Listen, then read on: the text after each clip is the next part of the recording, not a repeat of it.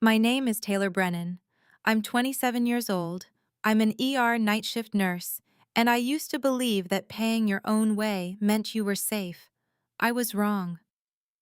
It was 6:47 in the morning on a Tuesday in March when I got off a 14-hour overnight shift at St. Mary's Community Hospital, drove 22 minutes home in a car that smelled like antiseptic and cold coffee, and found every single lock on my father's house changed.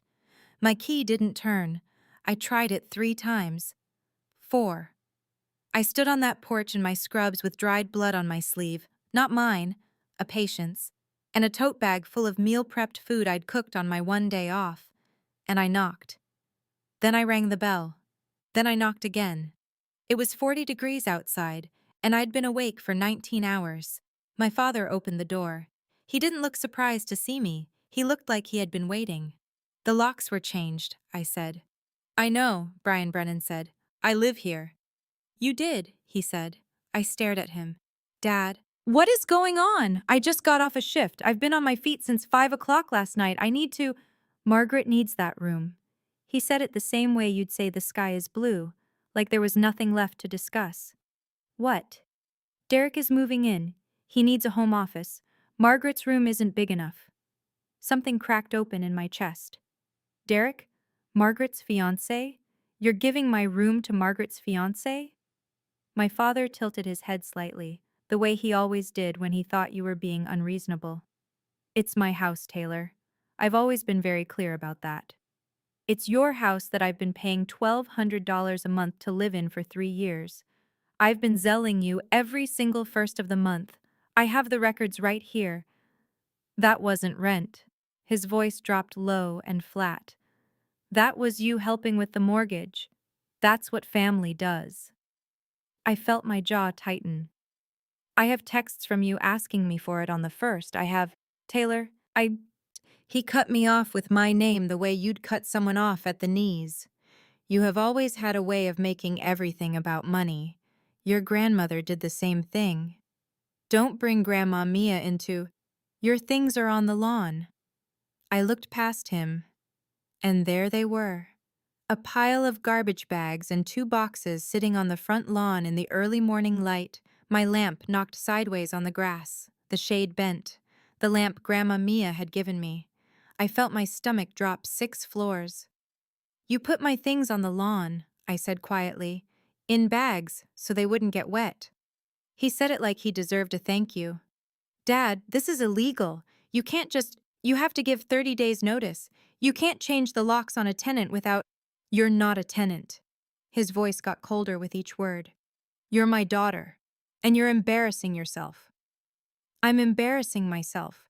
I repeated it back to him because I couldn't process it any other way. My mother appeared in the hallway behind him. Elizabeth Brennan stood there in her bathrobe, arms folded, not meeting my eyes. She looked at the wall to my left like it was the most interesting thing she'd ever seen. Mom. I looked at her. Mom, say something. She said nothing. She turned and walked back toward the kitchen. I heard the sound of the coffee maker clicking on.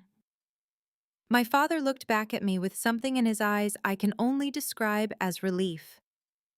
Like this had been going on for a long time, and now it was finally over. There's a Holiday Inn on Westbrook Avenue. I'd get there before checkout. He closed the door. I stood on that porch for 2 full minutes. I know it was 2 minutes because I watched the clock on my phone.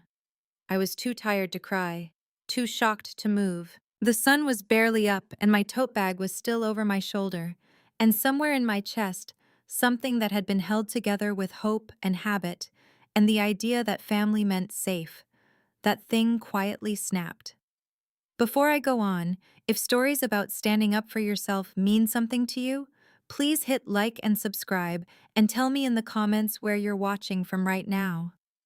And what time is it there? I want to know. Because I promise you, this story doesn't end on that porch. It ends in a courtroom. And it ends with an envelope from a woman who loved me enough to prepare for the worst 10 years before it happened. Let me take you back 6 years to a Sunday afternoon in Grandma Mia's kitchen on Hargrove Street.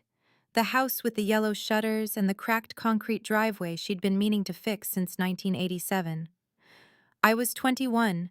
I'd just finished my first semester of nursing school, and I was exhausted in a way I hadn't known was possible. The kind of tired that lives behind your eyes and doesn't leave even after sleep. I drove to her house because hers was the only house I could walk into without needing to explain myself. The kitchen always smelled like garlic and something floral. She kept a candle burning that she called French lavender, but honestly smelled more like vanilla and old books. She was stirring something on the stove, a green apron over her dress, and she turned when I came in and looked at me the way she always did, like she was reading something written just underneath the surface of my face. "Sit down, Bug," she said. That was her name for me. Bug. She never explained it, and I never asked. I sat at her kitchen table.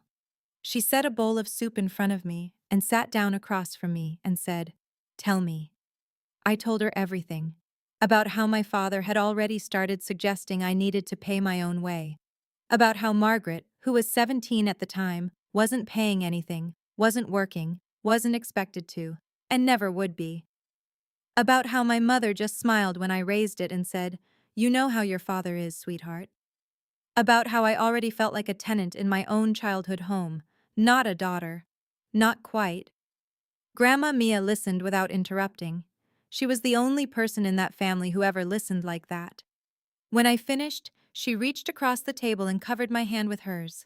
Her hands were small but warm, the way I always imagined safety would feel if it had a temperature.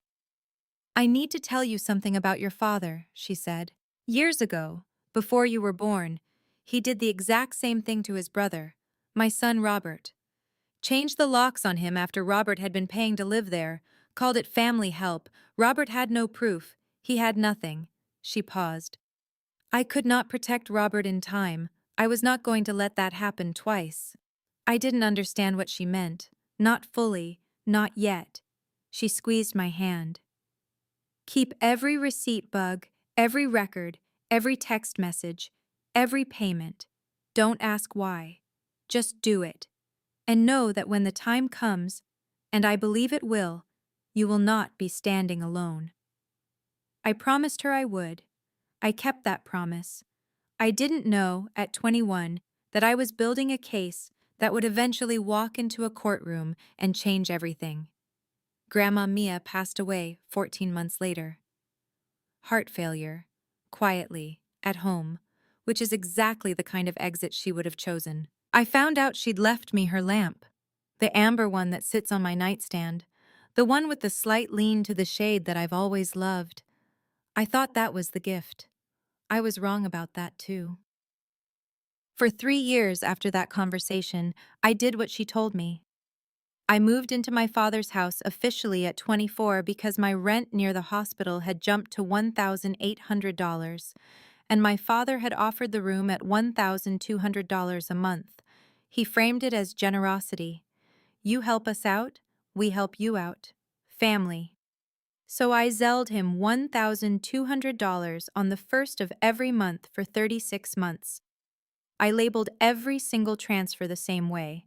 Rent. Taylor. I did it because Grandma Mia told me to keep records.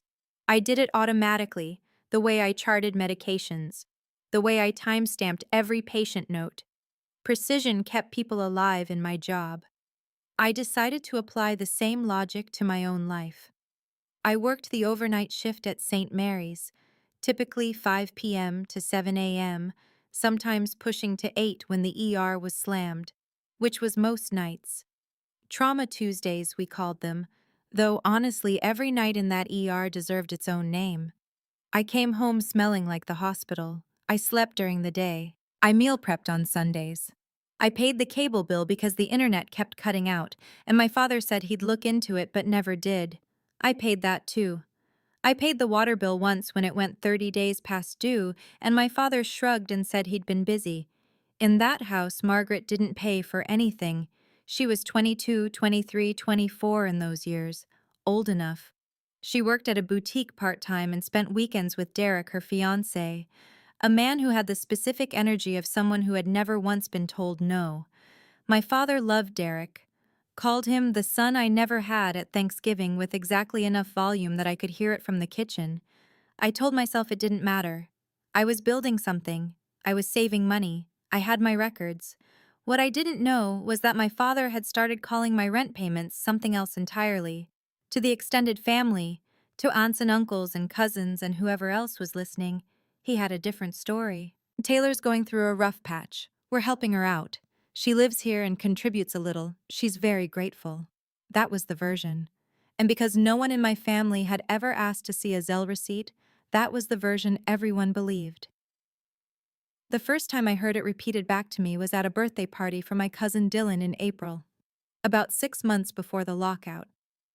My Aunt Rosalie, a woman who considered herself the family historian, pulled me aside near the dessert table and said in a genuinely kind voice, "It's so good that your dad opened his home up to you, honey.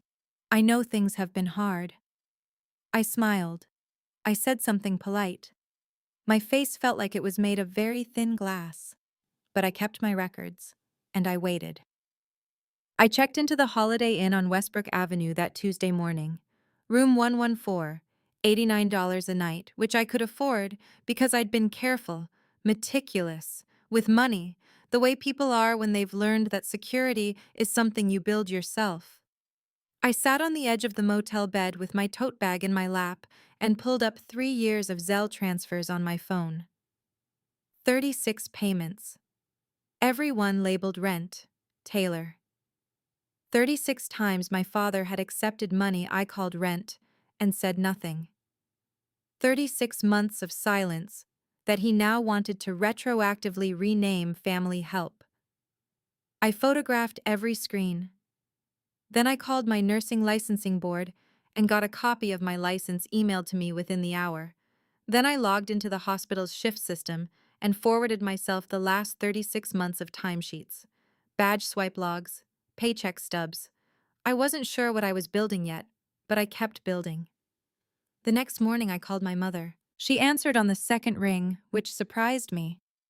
"Mom," I said, "I need you to tell me what's happening." A pause. "Your father made a decision, Taylor. Did you agree with it?" Another pause. "He's the one who manages the house." I pressed my hand flat against the motel bedspread. "Mom, I was paying rent. He can't just—" "Taylor." Her voice dropped. The same way my father's did. Not cruel, exactly. Just closed. "You've always made things harder than they need to be." "I'm making things accurate," I said. "Margaret is getting married," she said, as if that ended the argument. "That's wonderful for Margaret," I said. "It has nothing to do with whether what Dad did was legal." I heard her exhale. Then she said something I have replayed at least 100 times since. "Your grandmother always did put ideas in your head." The line went quiet. I let it. "Tell your father I'll be in touch," I said, and hung up. The next 6 weeks, I worked my regular shifts. I was on nights, 5 p.m. to 7 a.m., in the ER, where there is no space for anything except the person in front of you who is currently bleeding or seizing or trying to breathe. That was actually a gift during those weeks. For 12 hours a night, the only thing that existed was the work. My coworker Jessie noticed I looked different.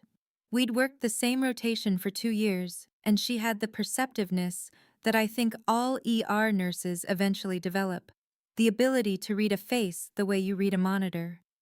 She asked me during a quiet stretch around 2:30 a.m., handing me a terrible vending machine coffee. "You okay?" "My dad changed the locks on me." She looked at me for a moment. "After you were paying rent?" 36 months. "Taylor." She set her coffee down. "That's illegal." "I know," I said. "Do you have records?" 3 years of Zelle transfers, my shift logs, my paycheck stubs, a Zelle transaction history, and the texts he sent me asking for payment on the first of each month. Jessie stared at me. "You're already lawyered up in your head, aren't you?" I've been building toward this since I was 21, I said. She was quiet for a second. Then she said, My cousin went through something like this. Small claims. There's a limit on what they can award. But if you want, I can get you her attorney's number. I took it. I called the next morning. The attorney's name was Patricia Solano.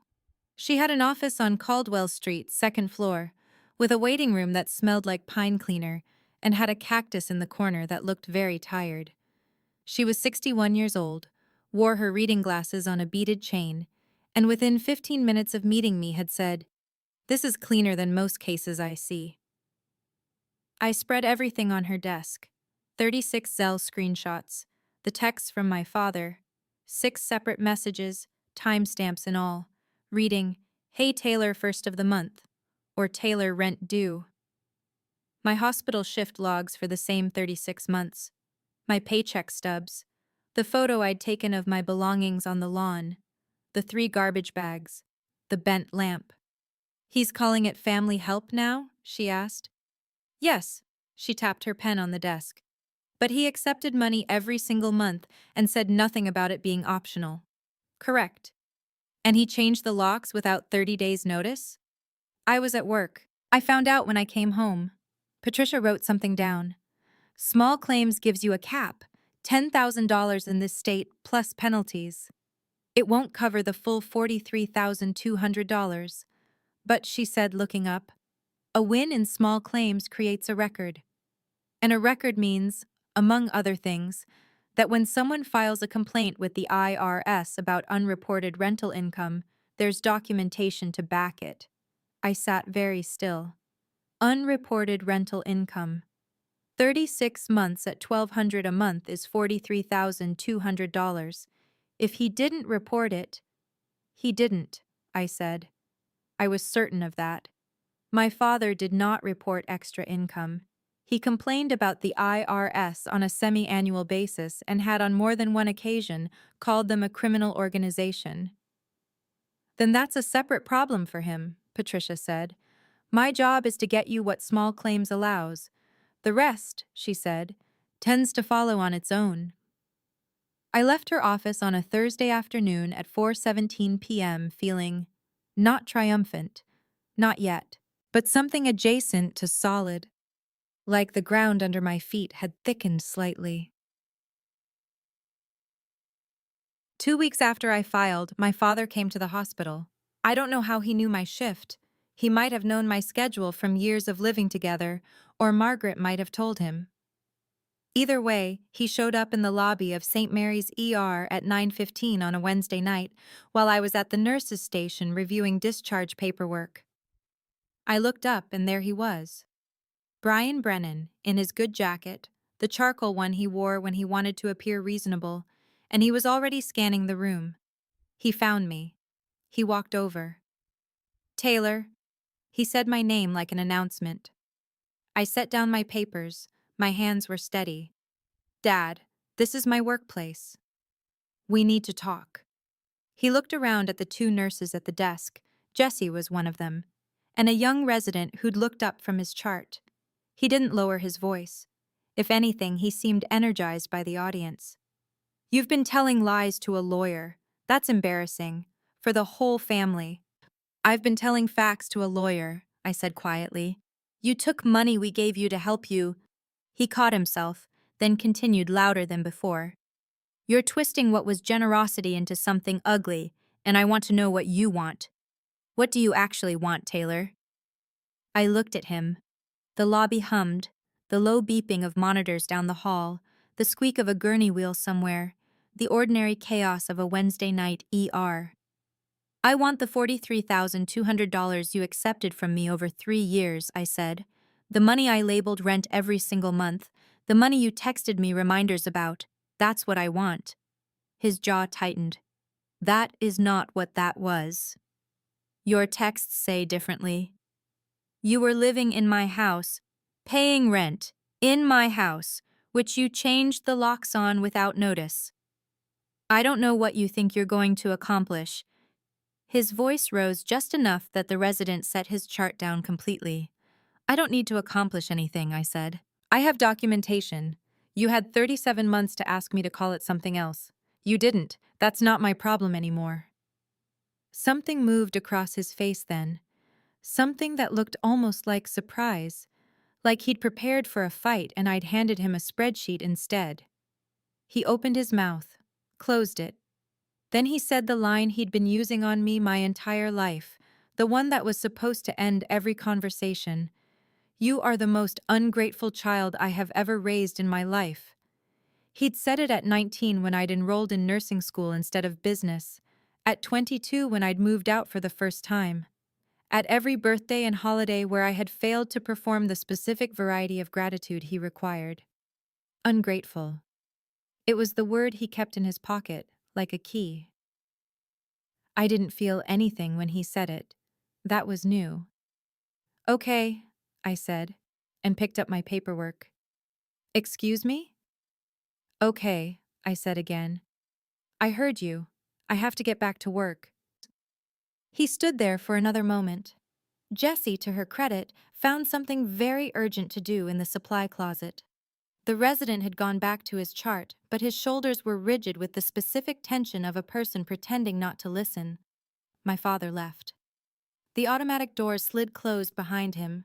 Jessie came out of the supply closet 30 seconds later. She looked at me. Taylor, she said. I know, I said. Are you okay?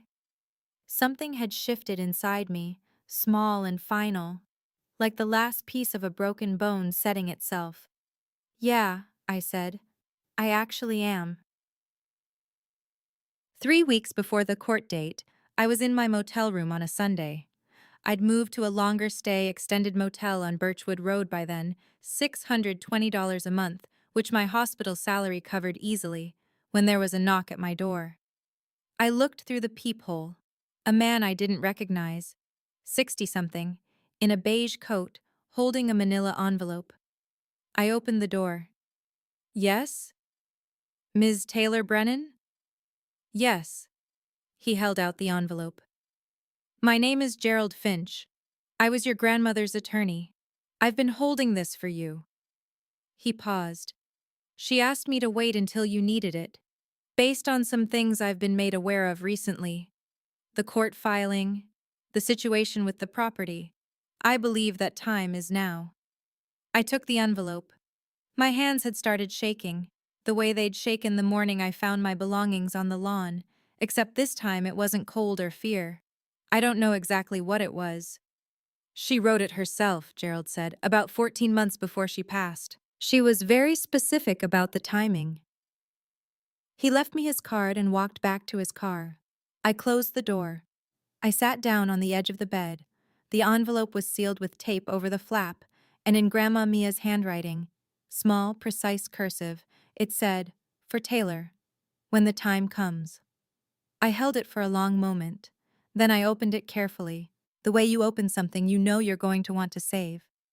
There were documents inside, several folded pages, official-looking, and one sheet of stationery, pale blue, written front and back.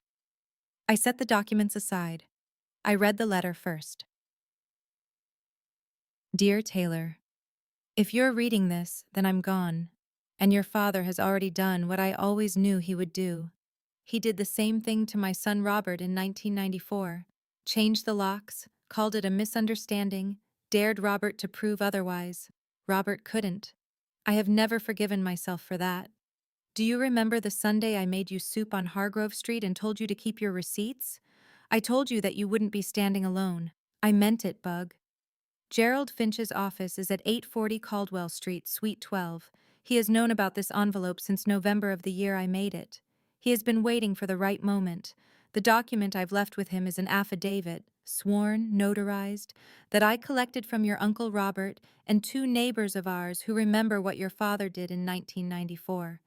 It does not give you money, but it shows a pattern.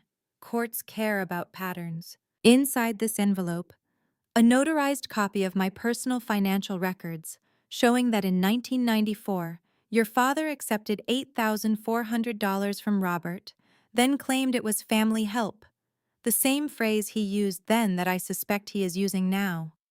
Robert signed statement. Two witness statements from former neighbors, Eleanor Park and Jim Kowalski. Documentation confirming that the lamp I left you was given to me by my own mother. It belongs to the women in this family. It always has. You are not ungrateful. You are not difficult. You are not the problem your father needs you to be, so that he doesn't have to look at himself. You have always been the clearest person in that family. Keep being clear. All my love, Grandma P.S. Keep the lamp where you can see it. When the light is on, I'm watching. I read it twice, then a third time. My face was wet, but I wasn't aware of when I'd started crying. I sat on that motel bed at 7:43 on a Sunday night and read the letter until the words blurred, and then I set it down very carefully on the pillow beside me, like it was something fragile, which it was. The documents were real. Gerald Finch confirmed everything the next morning. Robert, my Uncle Robert, who I'd met maybe 6 times in my life, who my father had been estranged from for 30 years, had signed a statement in 2011. He'd been carrying that story for decades. My grandmother had been preparing for this for 14 years. I called Patricia Solano the next morning. I told her what I had. There was a long silence on the phone. "Taylor," she said finally, "your grandmother was remarkable." "I know," I said. "Bring everything to the hearing." The hearing was on a Thursday morning at 9 a.m. in Courtroom 4 of the Millhaven Municipal Courthouse, a small institutional room with fluorescent lighting that buzzed slightly at the high end and wooden benches that seated maybe 40 people. Judge Hernandez presided. She was 50-ish, gray-streaked hair pulled back, with reading glasses she wore low on her nose when she looked at documents, and over them when she looked at people. My father was already seated when I arrived, at the respondent's table with a man I didn't recognize. Presumably an attorney he'd hired in the last 2 weeks. A younger guy in a suit who looked like he'd underestimated the complexity of the case. My mother was in the gallery, second row. Margaret sat next to her, in a pale blue dress, holding Derek's hand. 2 aunts, 3 cousins. My father had clearly told people this was going to be a short proceeding. Behind me, in the 3rd and 4th rows, were Jessie and 3 other nurses from St. Mary's. They'd come on their day off. Patricia Solano sat beside me at the claimant's table, organized as ever. Gerald Finch was in the back row, in his beige coat, with a copy of Grandma Mia's documents in a folder on his lap. The bailiff called the room to order at 9:06 a.m. Judge Hernandez reviewed the filings. Then she looked up at my father's table. "Mr. Brennan," she said, "your response to the claim states that the $1,200 monthly payments were not rent, but voluntary family contributions. Is that your position?" My father's attorney leaned forward. "That's correct, Your Honor. Ms. Brennan was living in a family home and chose to contribute to the household expenses as a courtesy. There was no formal rental agreement." "I see." The judge looked down. "I have here 36 Zelle transaction records, each labeled, let me read this exactly, Rent-Taylor. Is it the respondent's position that labeling a payment rent 36 times does not constitute acknowledgement of a rental arrangement?" A silence. "It was informal," the attorney started. "I also have 6 text messages from Mr. Brian Brennan to the claimant reading, quote, Judge Hernandez lifted the document. Taylor, 1st of the month. Taylor, rent is due. And this one is from October. Taylor, you're 3 days late. Those are reminders. One does not remind a family member to make a voluntary contribution. One reminds a tenant." My father was very still. I watched his attorney write something quickly on a notepad. "Ms. Solano," the judge said. Patricia stood. "Yes, Your Honor." "Walk me through the lockout." Patricia presented the timeline, the date, the time I'd gotten off shift, documented in St. Mary's badge swipe records, the time I'd arrived home, approximately 6:47 a.m., documented by the security camera at the end of the street, which I had formally requested footage from through the courthouse, the changed locks, the belongings on the lawn. My shift logs were entered into evidence, my paycheck stubs, the Zelle history, then Grandma Mia's documents. When Patricia presented the affidavit from Uncle Robert, I heard something shift in the gallery. Not noise exactly, more like the subtle adjustment people make when they realize they've been sitting in the wrong direction and need to reorient.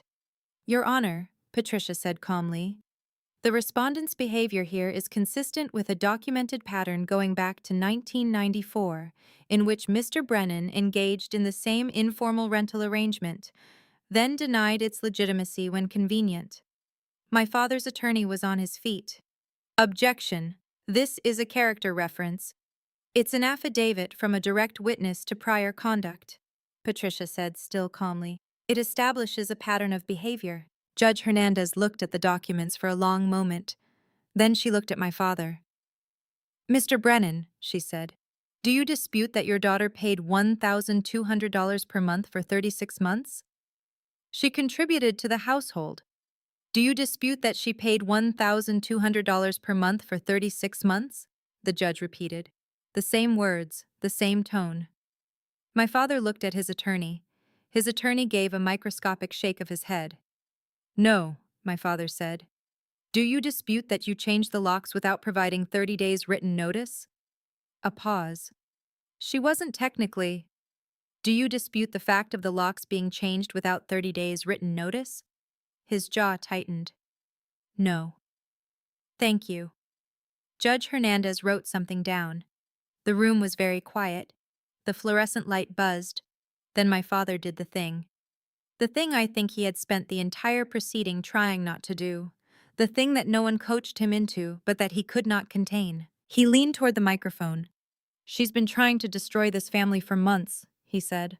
All of this, the lawyer, the filing, this is about Margaret's engagement. This is jealousy. She has always resented her sister, and now she's found a way to… Mr. Brennan, Judge Hernandez's voice didn't rise. It just became very precise. I'm going to ask you to stop. Use the courts to punish us for supporting Margaret's happiness, Mr. Brennan. Sharper now. He stopped.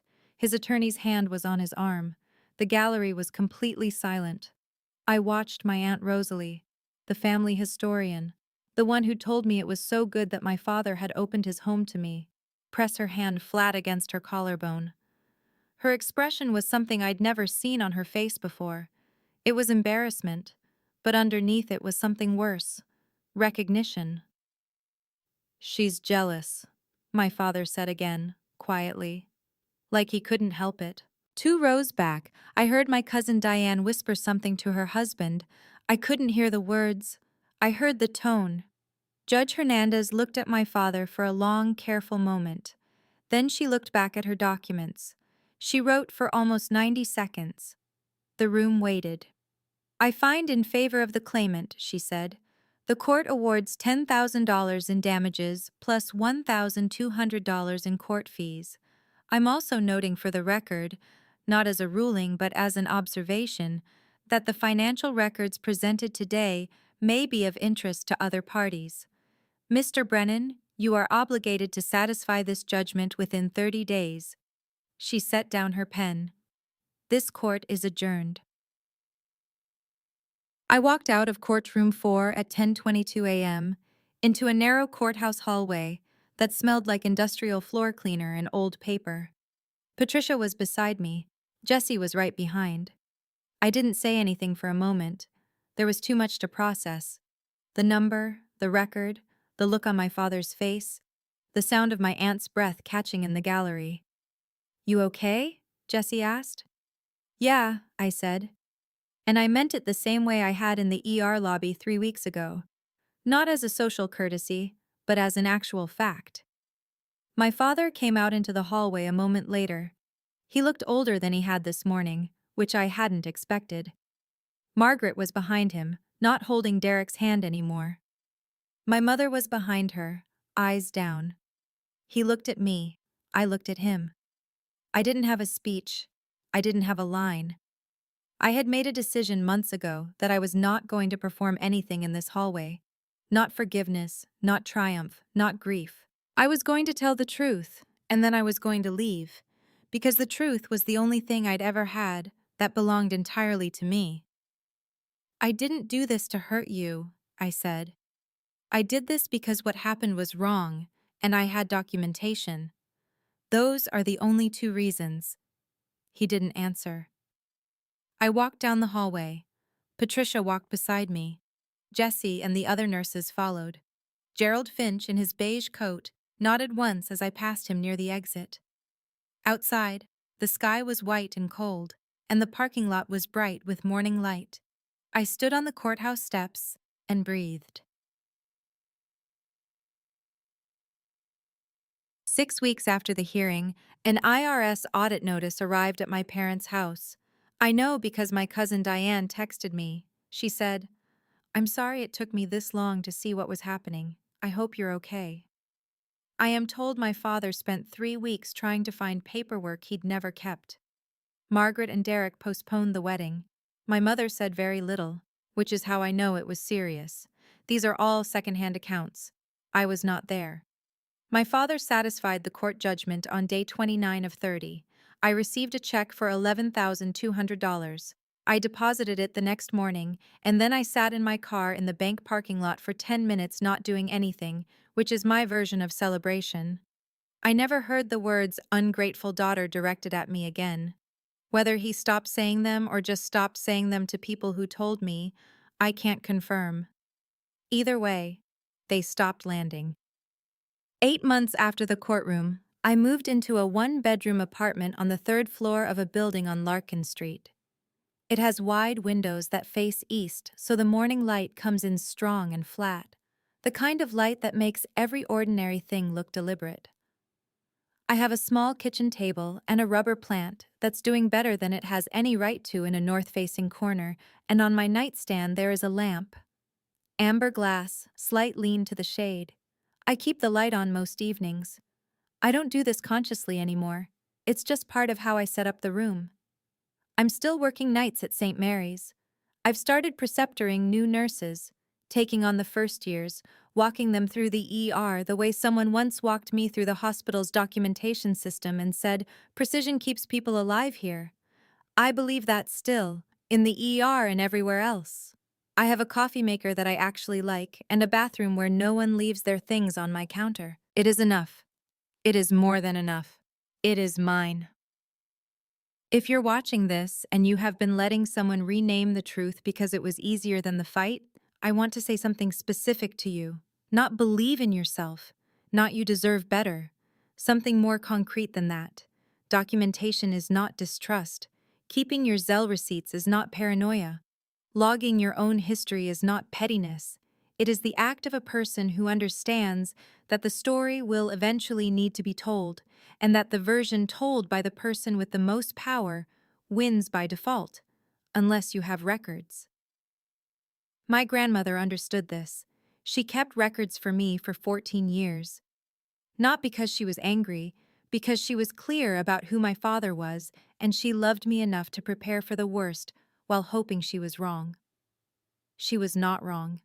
And neither are you, if something in this story felt familiar. You don't have to fight immediately. You don't have to fight loudly. You just have to keep your receipts. The moment comes. And when it does, you will want to be ready. Type 1 kept my records in the comments if you've ever held onto documentation waiting for the right time, or if you're just starting, if you're still in the thick of it, and this story is the reason you're going to start keeping track.